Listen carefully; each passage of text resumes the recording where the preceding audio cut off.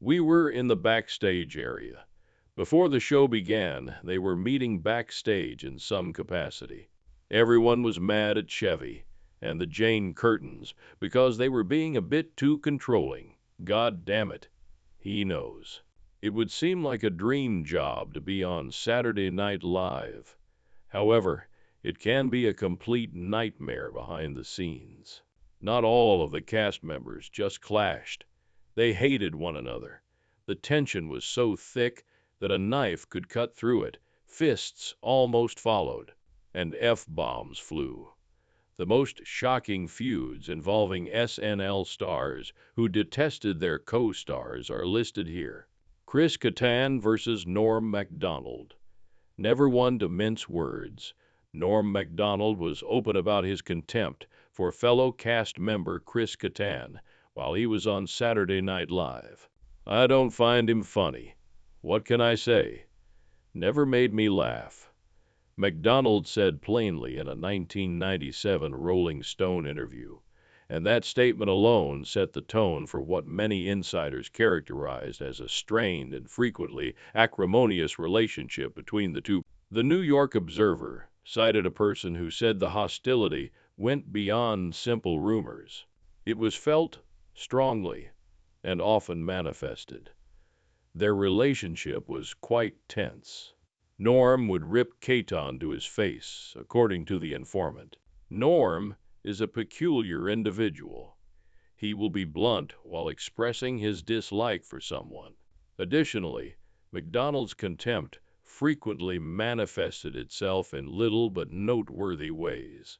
On the Fly on the Wall podcast, which was hosted by David Spade and Donna Carvey, Will Ferrell once related a story about a very strange incident that happened between the two. Kattan took off his shoes and napped throughout a flight. They were gone when he awoke. He suspected Macdonald right away, but he denied it. Months later, however, as the two kept hurling passive-aggressive insults at each other, Macdonald voluntarily admitted, "Oh, one more thing. I did take your shoes. I threw them in the trash can." Despite the obvious conflict, Kattan later attempted to change the story, according to Spade, who also worked with both men. He used to give Kattan so much sick. Years before Macdonald's death in 2021, he rejected the idea of a genuine quarrel in a tweet from 2015. "Normed sick is one of the funniest guys I know," he stated. The point of our SNL feud was humorous, and it was always satirical. Behind the scenes, however, those who saw it were more aware. Two quite distinct comedy senses clashed. Norm is brutally honest and deadpan. Kattan, flashy and physical. Furthermore, the tension was once quite palpable, even though time may have dulled the edges in public. Adam Sandler versus Janine Goff. Tension, loneliness, and public criticism characterized Janine Goff's 1994 Saturday Night Live stay from the beginning. GOP had already damaged relationships by publicly criticizing the show in interviews before she even joined the group. She is renowned for calling Saturday Night Live unwatchable and dismissing Adam Sandler's humor as juvenile. Several cast members expressed skepticism and animosity upon her arrival on set, indicating that her remarks were not ignored. Later, GOP would compare her experience on the show to going through a fraternity hazing. She characterized the culture behind the scenes as harsh and cruel in an eye-opening story in New York Magazine. "It's challenging. It wears you down," she said. Goff's buddy painted an even more depressing picture, saying she was emotionally broken. "She's absolutely destroyed as a person. The show has beaten the sock out of her," remarked a pal. There were particularly chilly tensions with Adam Sandler. Sandler allegedly refused to talk to her at all because he was deeply insulted by her previous criticisms. He didn't speak to her to make amends when he did. She was going to receive a severe scolding for her remarks. GOP also had issues with the actual production process.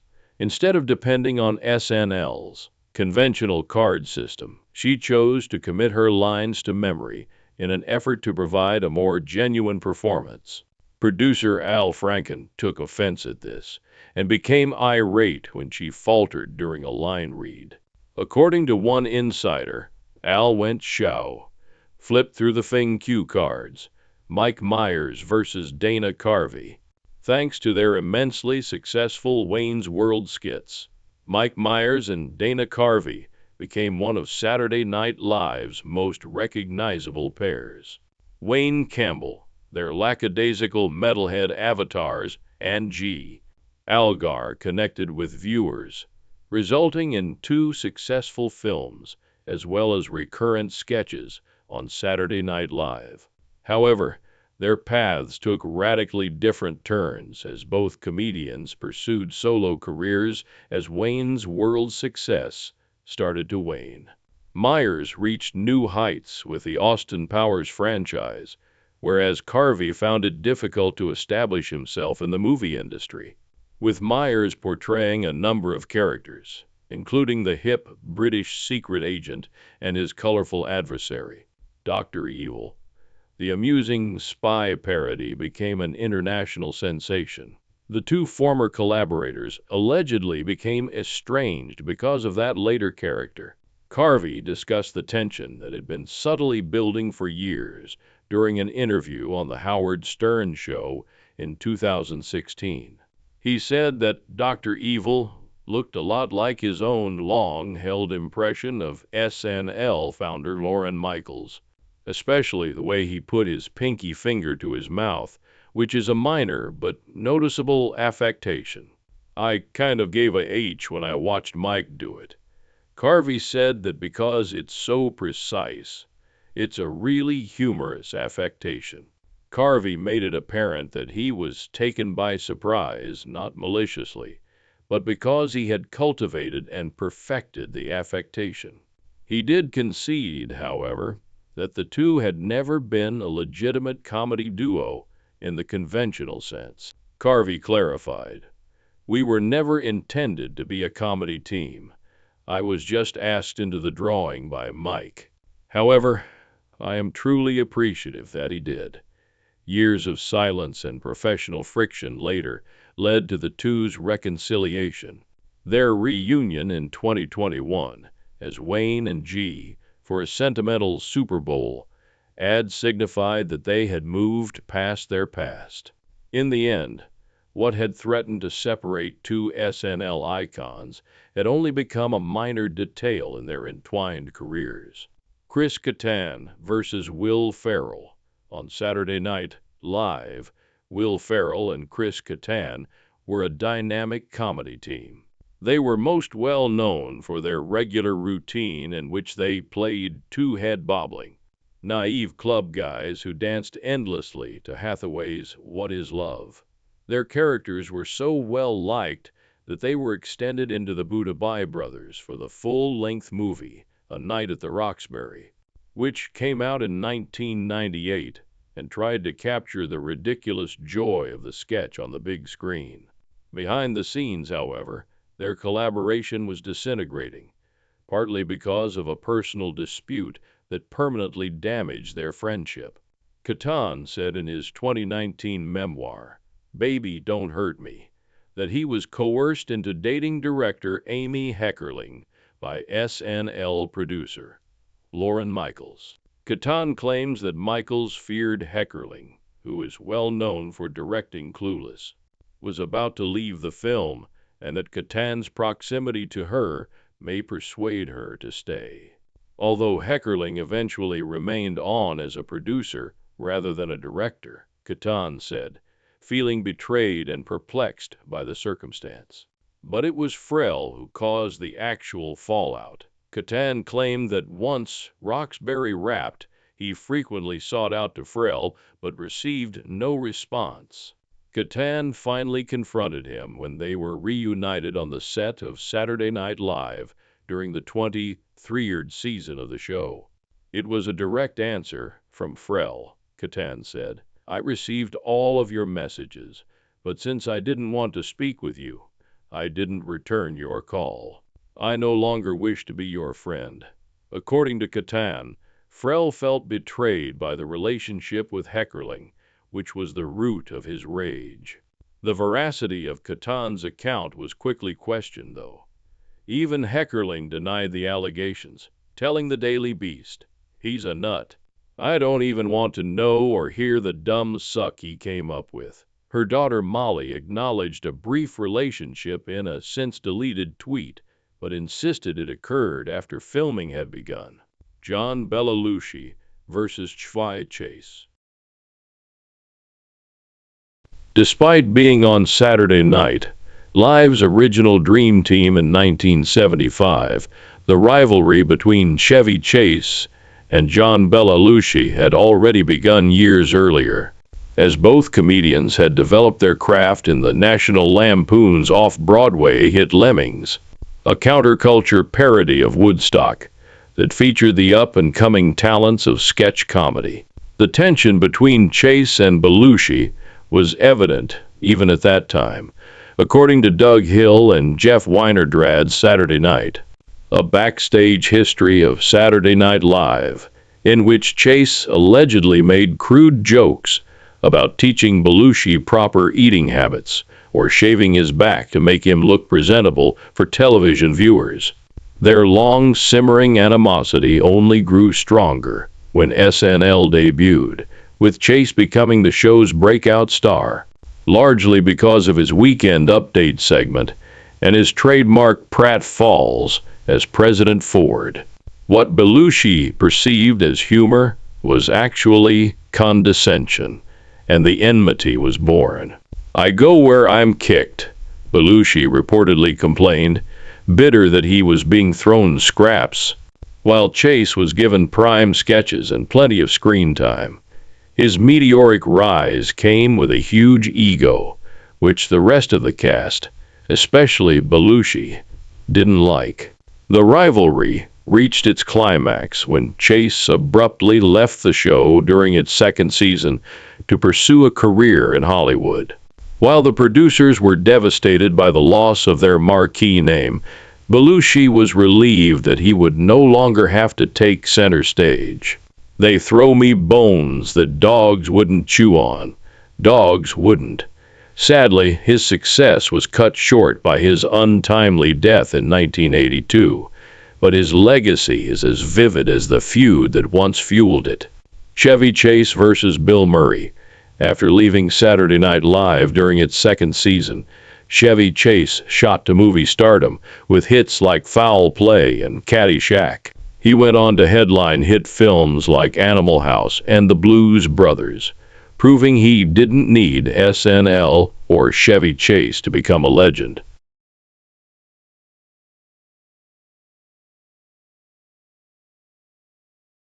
However, his ego grew as his success did, and when he returned to hosting Saturday Night Live, he made sure his old co-stars knew he had outgrown them. By that time, his replacement, Bill Murray, had already joined the show. The two had never gotten along, but Chase's arrogant demeanor just made Murray even more contemptuous. Just minutes before a live performance, the tension erupted. Chase and Murray were already teasing each other backstage during rehearsals, and in one sketch, Murray allegedly took a low blow that made fun of Chase's troubled marriage. Chase responded with a cruel crack that Murray's pock-marked face resembled the moon's surface, claiming that astronaut Neil Armstrong had landed on it. When Chase barged into John Belushi's dressing room 5 minutes before airtime, he found Murray inside. "Let's go, sucker," he growled. "This is my show now," Murray retorted, followed by a full-fledged fistfight in which punches flew as both Belushi and Murray's brother, Brian Doyle Murray, jumped in to pull the two apart. Murray, for his part, dismissed the altercation in a 2012 interview with Empire, calling it a Hollywood altercation, a don't touch my face kind of thing. Years later, Chase would tell Howard Stern that Belushi had secretly fueled the feud, whispering poison into Murray's ear out of jealousy over Chase's rise to fame. When Tracy Morgan joined the Saturday Night Live cast in 1996, he anticipated a difficult but thrilling new chapter in his comedy career.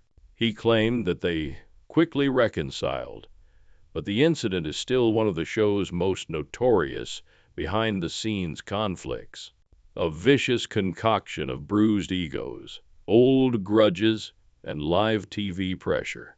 He wasn't prepared for the lack of warmth from two long-standing cast members, Chris Kattan and Chariot, who, according to Morgan, weren't at all welcoming. In his 2009 memoir, I Am the New Black, he candidly expressed his bitterness towards them, detailing their obvious disrespect for him. He was still furious years later. All I can say about that is, where is Chris Kattan now? Now, where is Chariot Terry? Morgan wrote, that Bach can't even get arrested. However, the printed page wasn't enough for Morgan, who went off script and launched into an unscripted rage when recording the audiobook version of his memoir, much of which was later covered by Entertainment Weekly and Gawker.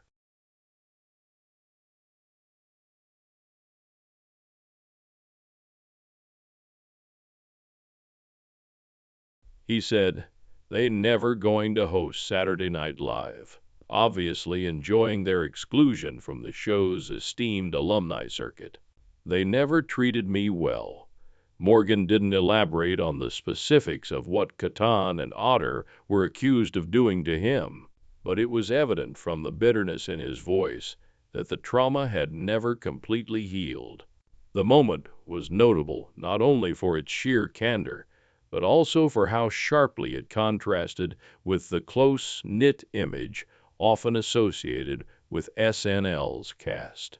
He emphasized that not everyone on the show treated him poorly, praising fellow cast members Will Ferrell, Colin Quinn, and Molly Shannon as supportive and kind. But when it came to Kattan and Otter, he didn't hold back. I never cared for them either, he declared.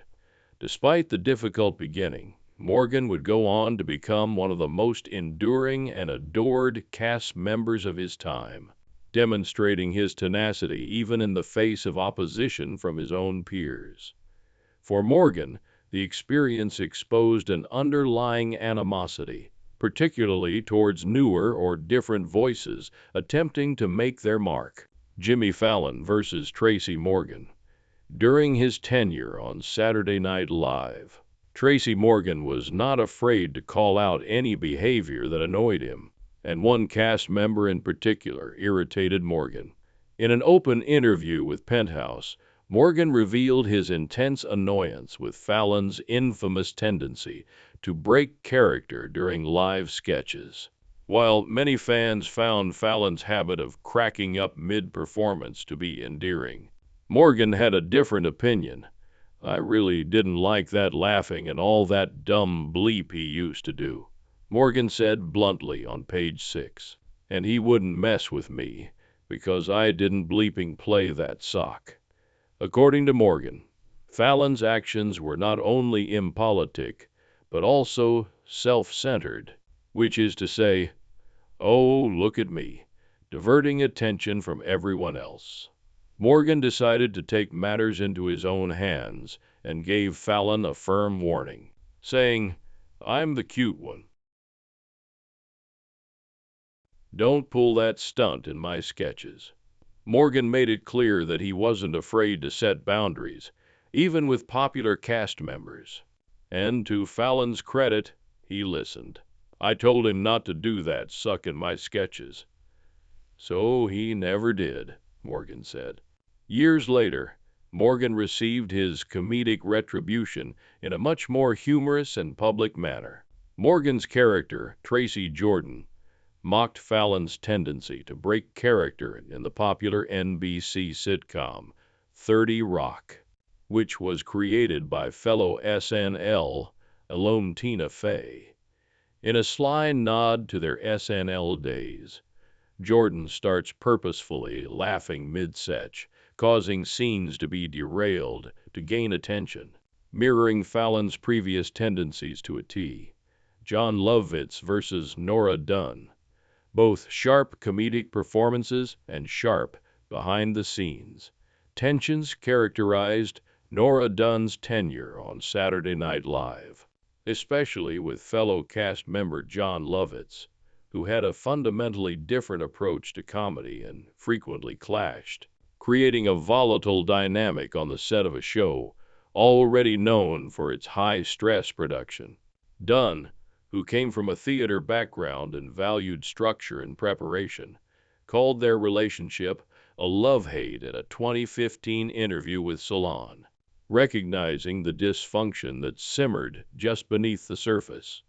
Lovitz thrived in chaos, often improvising or derailing her rehearsals, much to Dunn's annoyance.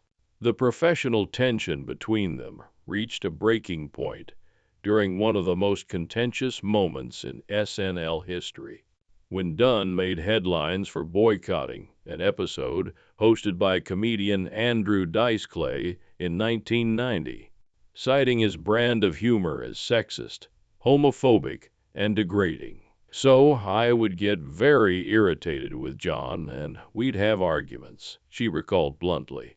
Not everyone agreed with her decision, which some saw as brave and principled.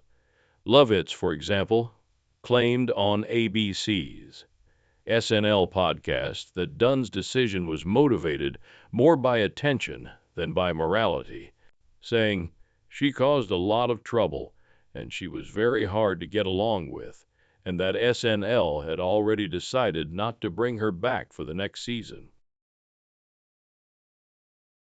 When Dunn returned to the studio the following week for the season finale, the atmosphere was downright icy, he said, because Dunn's boycott was just a publicity stunt that put the rest of the cast in an awkward position because none of them joined her in the boycott, making them appear complicit or worse, indifferent. Whether one views Dunn's actions as brave or self-serving, her turbulent exit solidified her as one of the most divisive figures in SNL history, and her feud with Lovett continues to stand as a lasting example of how creative differences can turn into personal animosity. "Everyone was like, they just wouldn't speak to her," Lovitz recalled. That episode would be her last. Victoria Jackson versus everyone.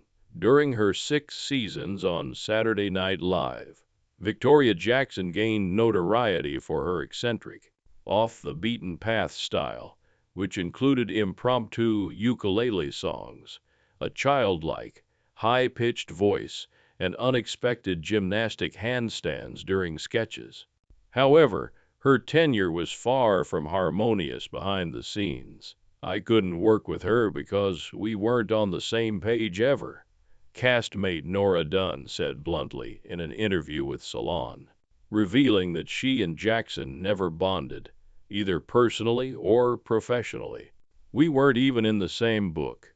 We happened to be on the same show. She and Nora were very mean to me for the whole time we were there," Jackson said on the Wasn't That Special podcast, implying that jealousy may have been a factor. Jackson also claimed that Dunn and fellow cast member Jan Hooks were openly hostile towards her. Jackson believed her co-stars were upset about her increasing prominence outside of Saturday Night Live at the time, because she was obtaining tiny film roles. However, the deeper rift might have been caused by Jackson's deeply conservative religious beliefs, which she did not keep to herself. She frequently evangelized to her co-stars, believing it was her duty to lead them to salvation, and she recalls feeling divinely compelled to share her faith with the rest of the cast.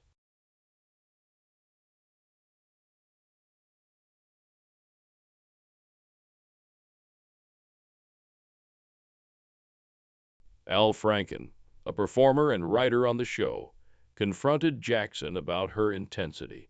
But Jackson's response only widened the gulf. In an interview with SF Weekly, she recalled telling Franken, "Maybe I'm overcompensating because everybody here is dying and going to hell, and I'm supposed to tell them about Jesus." One Christmas, she even gave the entire cast audiobook versions of the Bible, gifts that were promptly returned. Jane Certain versus John Belushi. Behind John Belushi's legendary status on Saturday Night Live, there was a troubling attitude that didn't sit well with his female co-stars. Jackson's polarizing behavior and unwavering convictions made her a unique figure on SNL, but she also remained largely isolated during her time there. She claimed that Franken never spoke to her again after that. John absolutely didn't like being in sketches with women.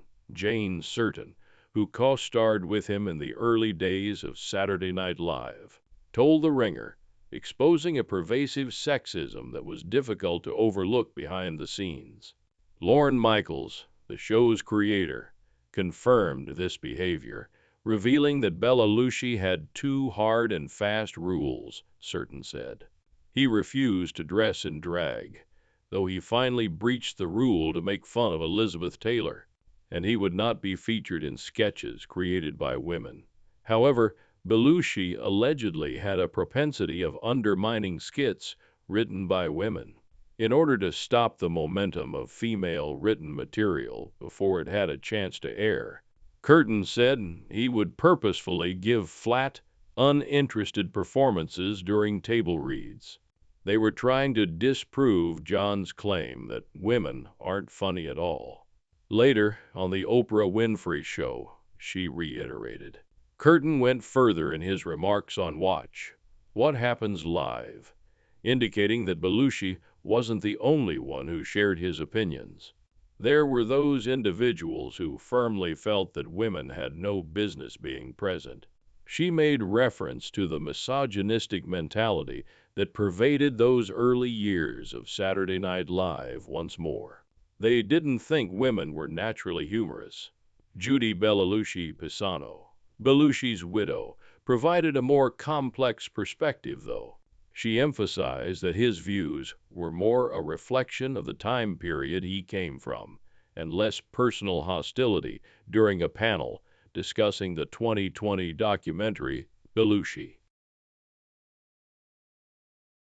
She acknowledged that he had such systematic sexism, but maintained that his true nature was one of support for women. She stated John was generally quite excellent with ladies. "Sometimes I believe John was a women's liberator before I was, despite what you may hear." One of the more unsettling realities of SNL's early years is the inconsistency between Belushi's on-screen genius and off-screen conduct. Charles Rocket against Eddie Murphy and Joe Piscopo. The show was in disarray when Saturday Night Live made a comeback for its 1980 season. Lorne Michaels, the creator, had left along with the original ensemble. The legendary not ready for prime-time players. To start a new era, producer Gene Domanian was called in to replace them. However, the season was characterized by disarray, poor viewership, and a cast that found it difficult to live up to the illustrious reputations that preceded them. Charles Rocket was in the middle of the storm. Tall, self-assured, and camera-ready, Rocket had the appearance of a starring man. NBC swiftly established him as the next Chevy Chase, even giving him the coveted job of Weekend Update anchor. However, Rocket did not connect, whereas Chase had been a breakout star in SNL's first season with ease. Audiences were unimpressed by his cocky demeanor and strained speech. Rocket was supposed to be the show's golden kid, but Eddie Murphy and Joe Piscopo, both 19 years old and incredibly charismatic and unique, swiftly took center stage. Even if the content was poor, Piscopo would later remark in Saturday Night, a backstage history of Saturday Night Live that Rocket and other cast members thought that just by appearing on the show, they would automatically become famous. Acknowledging the mediocrity, Murphy and Piscopo started to separate themselves from the rest of the cast by developing their own humorous persona. Sharper and funnier, their routines quickly became the sole reason viewers kept watching. When Rocket claimed that Piscopo's Weekend Report section was receiving more laughs than his, the internal conflict reached a breaking point. A heated altercation ensued.